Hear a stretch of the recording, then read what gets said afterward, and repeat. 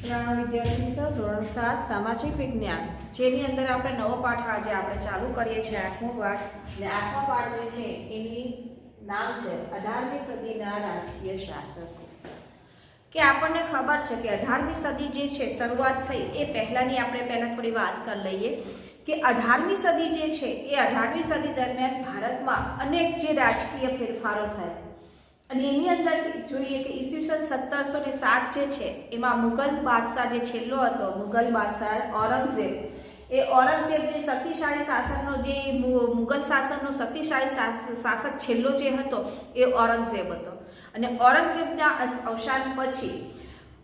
પછીના જે શાસકો જે છે એ મુગલ સામ્રાજ્યને બરાબર સાચવી શક્યા નહીં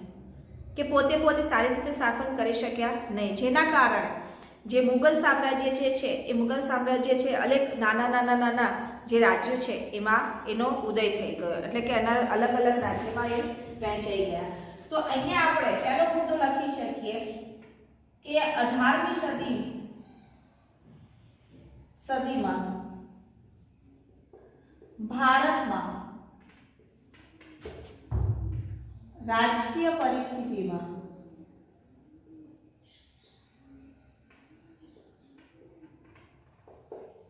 अनेक फेरफारो आव्या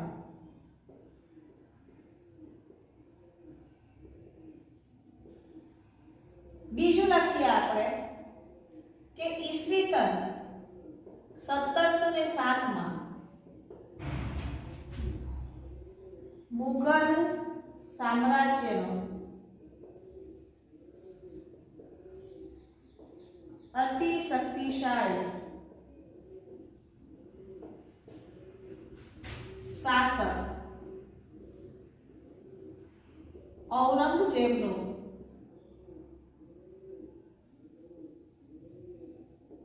अवसान थयुं।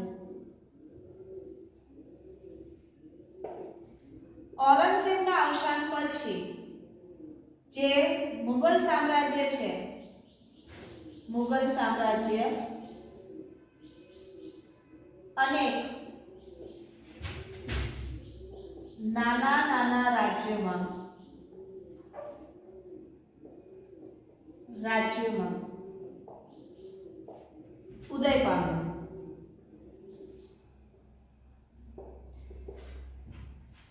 के शक्तिशाળી राजा जे छे ए शक्तिशाળી राजा होय त्यां सुधी जेनुं साम्राज्य शुं थाय छे एकठुं थईने रही शके छे पछी जो विखवाद शरू थाय अने शक्तिशाળી शासक ना होय तेना पर बीजा शासको जे छे ए पण आक्रमण करे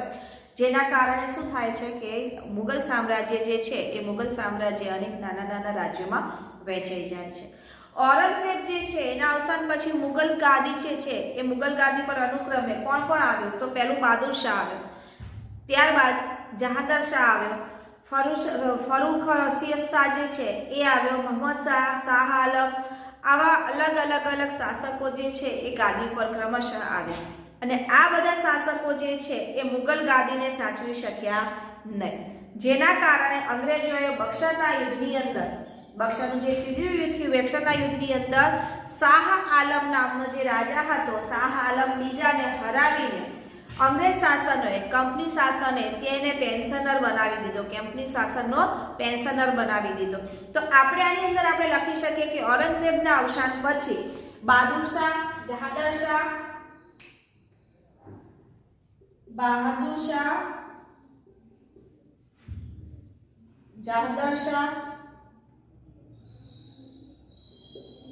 शाह आलम जे छे ए शाह आलम अथवा तो मोहम्मद शाह जे छे अने शाह आलम मोहम्मद शाह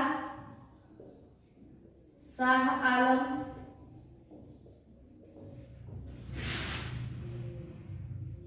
एक पछी बीजो जे हतो एनुं नाम हतुं कही शकीए एने फर्रुखसियत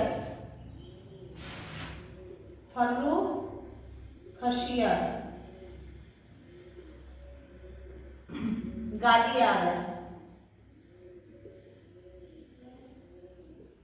जेमां अंग्रेजोए बक्सरना युद्धना अंदर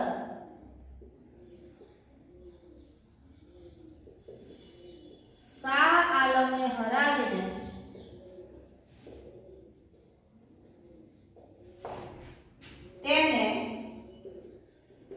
કંપની શાસનનો પેન્શનર બનાવ્યો. પેન્શનર બનાવ્યો એટલે કે એને પગાર આપવામાં આવે છે. જે રાજ્ય જે છે એને ચલાવવાનું હતું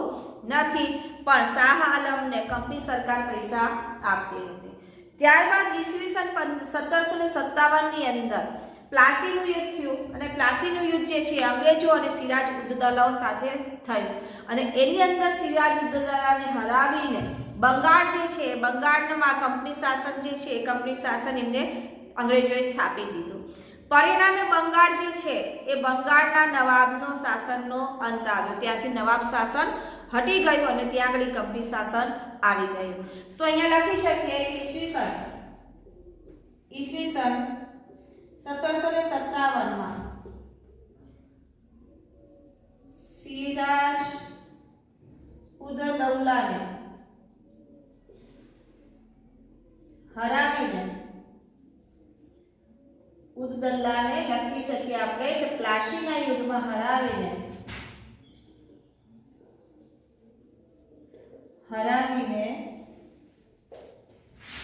અંગ્રેજ શાસને અંગ્રેજોએ બંગાળમાં અંગ્રેજ શાસન લગાવી દીધું ને નવાબ જે છે એ નવાબ શાસનનો અંત આવ્યો. ત્યારબાદ આગળ શું થયું તો મુગલ સામ્રાજ્ય જે છે મુગલ સામ્રાજ્યના પતન બાદ ત્યાં રાજસ્થાન જે છે રાજસ્થાનમાં જયપુર જે છે એ જયપુર એ સૌથી શક્તિશાળી રાજ્ય હતું. રાજસ્થાનનું જે જયપુર જે છે શક્તિશાળી શાસન બન્યું અને રાજા સવાઈએ ત્યાં આગળ રાજા સવાઈ જયસિંહે ત્યાં આગળ જયપુર શહેરની સ્થાપના કરી અને એ સમયે રાજસ્થાન જે છે એ રાજસ્થાનમાં જોધપુર, બીકાનેર, સિંહી, કોટા, મેવાડ, સિરોહી આ બધા જે છે એ મુખ્ય રાજપૂતના રાજ્યો તૈયાર થયા અને શીખ સમૂહ જે છે એ શીખ સમૂહમાં શક્તિશાળી નેતા રણજીતસિંહે અવસાન પછી શીખ સામ્રાજ્યના રણજીતસિંહના અવસાન પછી સામ્રાજ્યનો વિસ્તાર જે છે એ વિસ્તાર કર્યો અને રણજીતસિંહના અવસાન પછી અંગ્રેજો જે છે એ અંગ્રેજોએ ઈસવીસન 1849 ની અંદર શીખ સામ્રાજ્ય જે છે એનો બ્રિટિશ શાસનમાં ફેરવાઈ ગયું અથવા તો બ્રિટિશ શાસનમાં એમને ભેળવી દીધું. તો અહીંયા બે બાબત થઈ કે મુગલ શાસનના અંત પછી રાજસ્થાનની અંદર જયપુર જે છે એ શક્તિશાળી શાસન બન્યું અને જયસિંહપુર જે છે એની અંદર રાજસ્થાન જે છે એ રાજસ્થાનની અંદર એમને સવાઈ જયસિંહે પોતે જયપુરની સ્થાપના કરી અને ત્યાં આગળ બીકાનેર જે છે, જોધપુર છે, કોટા છે, મેવાડ છે, બુંદી છે અને સિરોહી જે છે એવા જે મુખ્ય રાજપૂત શાસનો તૈયાર થયા અને ત્યાં જ નીચે જોઈએ તો શીખ જે છે શીખ સમૂહના જે રણજીતસિંહે પંજાબની અંદર શીખ સામ્રાજ્યની સ્થાપના કરેલી હતી અને એના અંત પછી રણજીતસિંહ સવાઈના અવસાન પછી ઈસવીસન 1849 ની અંદર અંગ્રેજોએ શીખ સામ્રાજ્યને અંગ્રેજ શાસન સાથે ભેળવી દીધું. બીજાપુર જે છે એ બીજાપુરના સુલતાની સમયમાં હતા મુગલ બાદશાહ ઔરંગઝેબ જે છે એના પોર્ટુગીઝ વગેરેની વચ્ચે શું થયું હંફાવીને છત્રપતિ શિવાજીએ ઔરંગઝેબ અને મુગલ બાદશાહ ઔરંગઝેબ જે છે એ અને પોર્ટુગીઝોને હરાવીને ત્યાં આગળ જે છે મહારાષ્ટ્રના જે છત્રપતિ શિવાજી જે છે શિવાજી મહારાજે મહારાષ્ટ્રની અંદર મરાઠા સામ્રાજ્ય જે છે એ મરાઠા રાજ્યની સ્થાપના કરી અને ઈસવીસન 707 ની અંદર મરાઠા સામ્રાજ્યમાં જે પેશવાઈ પદ્ધતિ શરૂ થઈ અને એ પેશવાઈ શાસન ત્યાં આગળ શરૂ થયું જેના કારણે બાલાજી જે છે વિશ્વનાથ બાલાજી પહેલો બાલાજી જે છે એ પેશવા જે છે એ બાલાજી બાજીરાવ વગેરે જે છે એ પોતે શાસન ઉપર આવ્યા અને ઈસવીસન 1761 આ જે મરાઠાઓ જે છે એ ઈરાનમાં શાહ અહેમદ શાહ જે હતો ઈરાનનો શાહ અહેમદ શાહ જે હતો એ અબ્દાલી વચ્ચે એમને પાણીપતના ત્રીજા યુદ્ધની અંદર આ મરાઠાઓને હાર આપી અને એ હારી ગયા અને ત્યાં પરિણામે જે મરાઠાઓ જે છે એ મરાઠાઓ ત્યાં નિર્બળ બન્યા અને જેથી ભારતમાં બ્રિટિશ સામ્રાજ્ય જે છે એ બ્રિટિશ સામ્રાજ્યનો સત્તાનો ત્યાં આગળ ઉદય થઈ ગયો. આમ 18મી સદી જે છે એ 18મી સદીના ચિતારમાં આપણે જોઈએ કે ભારતની પ્રાદેશિક સત્તાઓ જે છે એ લાંબો સમય સુધી શાસન કરી શકી ન હતી અને જેના કારણે ભારતમાં બ્રિટિશ જે છે શાસકોએ સત્તા જમાવવા પોતાનું મોકળું મેદાન જે છે એમને ખુલ્લું મોકળું મેદાન મળી ગયું હતું. તો આ જે છે એ આપણો આખો ચિતાર છે કે 18મી સદીની અંદર કયા કયા શાસકો આવ્યા અને ક્યાં ક્યાં અંગ્રેજોએ પોતાનું શાસન લગાવ્યું. બરાબર. આના પછી નેક્સ્ટ આપણે જે બધાની જે વારાફરતી જે સિદ્ધિઓ જે છે એ વિશે આપણે જોઈશું. અસ્તુ.